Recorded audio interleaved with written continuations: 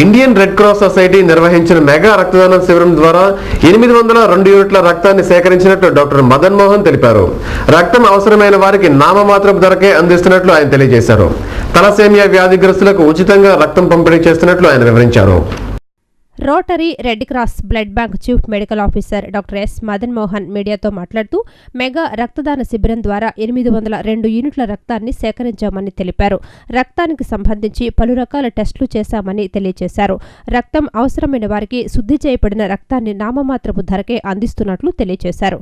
పేదలకు ఉచితంగా కూడా ఇస్తున్నట్లు ఆయన చెప్పారు. తలసేమియా వ్యాధిగ్రస్తులకు కూడా ఉచితంగా అందిస్తామని, తలసేమియా వ్యాధి బాధితులు ఎవరైనా ఉంటే తమ పేరును నమోదు చేయించుకుని రక్తాన్ని పొందగలరని ఆయన సూచించారు. అందరికీ అందుబాటులో ఉండేటట్టు రక్తాన్ని ఒక పద్ధతి లోపల ఇక్కడ టెస్టింగ్ చేయడం జరుగుతుందండి. Red cross is for quality and service. మేము సేకరించిన రక్తాన్ని HIV, HCV, HBsAg, VDRL, malaria అనే 5 టెస్టులు చేయడం జరుగుతుందండి. HBsAg, HCV అండ్ HIV ఇవి మేము కంపల్సరీగా ఎలిసా మీద చేయడం జరుగుతుంది. ఎలిసా అనేది మనకున్న ఇప్పుడున్న టెస్టుల లోపల కాస్త పర్ఫెక్ట్గా రిజల్ట్స్ వచ్చే టెస్టు. బయట ప్రైవేట్ బ్లడ్ బ్యాంక్స్లో ఏం చేస్తారంటే ర్యాపిడ్ టెస్ట్ చేసి ఇవ్వడం జరుగుతుంది. ఇంద్రకీలాద్రిపై నిర్వహిస్తున్న పవిత్రోత్సవాలు నేటితో 2వ రోజుకు చేరుకున్నాయి. వేకువజాము నుంచే భక్తులు అమ్మవారి దర్శనానికి తరలివచ్చారు. పవిత్రోత్సవాల సందర్భంగా అమ్మవారికి ప్రత్యేక అర్చనలు గావించారు.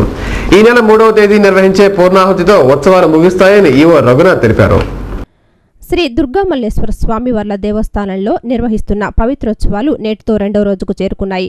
దేవస్థానంలోని అన్ని ఉపాలయాల్లో ఉన్న స్వామివార్లకు పవిత్రాలను వేశారు. పవిత్రోత్సవాలను పురస్కరించుకుని వేకువజాము నుంచే అమ్మవారి దర్శనానికి భక్తులు బారులు తీరారు. అమ్మవారికి పలు విశేషార్చనలు గావించారు. పవిత్రోత్సవాల దృష్ట్యా ఖడ్గమాల పూజను కూడా రద్దు చేశారు. ఆలయ వైదిక కమిటీ పర్యవేక్షణలో జరుగుతున్న పవిత్రోత్సవాలను ఈవో రఘునాథ్ పర్యవేక్షించారు.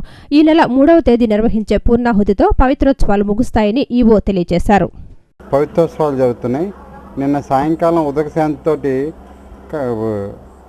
ఈ పవిత్రోత్సవాలు ప్రారంభమైంది. వాళ్ళు ఉదయం అమ్మవారి స్థాపనాభిషేకం చేసి 7 గంటలకల్లా భక్తుల దర్శనార్థం విడిచిపెట్టడం జరిగింది.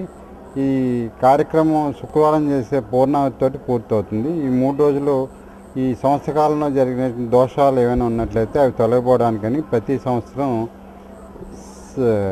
శ్రావణ పౌర్ణమికి పవిత్రోత్సవాలు నిర్వహించడం జరుగుతుంది. అది అనాదిగా వస్తుంది. ఈ సంవత్సరం నిన్నటి నుంచి ప్రారంభమైంది. నిన్న ఇవాళ రేపు 3 రోజుల పాటు జరుగుతాయి. విజయ పాలధర పెంపును నిరసిస్తూ వైఎస్ఆర్ కాంగ్రెస్ పార్టీ వినూత్న రీతిలో నిరసన వ్యక్తం చేసింది. రోడ్డుపై డెకాషన్ కాసి సేవించి నిరసన తెలిపారు. పాలధర పెంపు అన్యాయమని, పెంచిన ధరల్ని వెంటనే తగ్గించాలని పార్టీ నాయకులు గౌతమ్ రెడ్డి డిమాండ్ చేశారు. భానునగర్ వద్ద వైఎస్ఆర్ కాంగ్రెస్ పార్టీ ఆధ్వర్యంలో ధర్నా జరిగింది. విజయ పాలధర లీటరుకు 2 రూపాయలు పెంచడాన్ని నిరసిస్తూ రోడ్డుపై డికాషన్ కాచి సేవించి నిరసన వ్యక్తం చేశారు. ఈ కార్యక్రమాన్నుద్దేశించి పార్టీ నాయకులు గౌతమ్ రెడ్డి మాట్లాడుతూ ఇతర రాష్ట్రాల్లో 20 రూపాయలకు లీటర్ పాలను రైతుల నుండి సేకరించి వినియోగదారులకు 24 రూపాయలకు విక్రయిస్తున్నారని తెలిపారు. విజయ డైరీ ఇష్టారాజ్యంగా పాలధరల్ని పెంచి పేద ప్రజలపై భారాల్ని మోపుతోందని మండిపడ్డారు. ధరల పెరుగుదల కాంగ్రెస్ ప్రభుత్వమే కారణమని విమర్శించారు. ప్రభుత్వం వెంటనే ఈ విషయంలో కలుగు చేసుకుని పాల ధరలను తగ్గించే విధంగా కృషి చేయాలని డిమాండ్ చేశారు. ఇవాళ మేత కావాల్సి వస్తే మేత పెంచడానికి గాను అవకాశం కలిగించట్లేదు. ఇవాళ 2 లక్షల ఎకరాల్లో మేతని గడ్డి కనుక పెంచినట్లయితే వాటికి కనుక మేత సరిపోయేటువంటి పరిస్థితి ఏర్పడుతుంది. ఈ ధర్నాలు చేస్తున్నాం, నిరసన తెలియజేస్తున్నాం. పాలు లేవు కాబట్టి డికాషన్తోనే సరిపెట్టుకోవాలనేటువంటి ఉద్దేశంతో ఈ నిరసన కార్యక్రమాన్ని మేము తీసుకోవడం జరిగింది.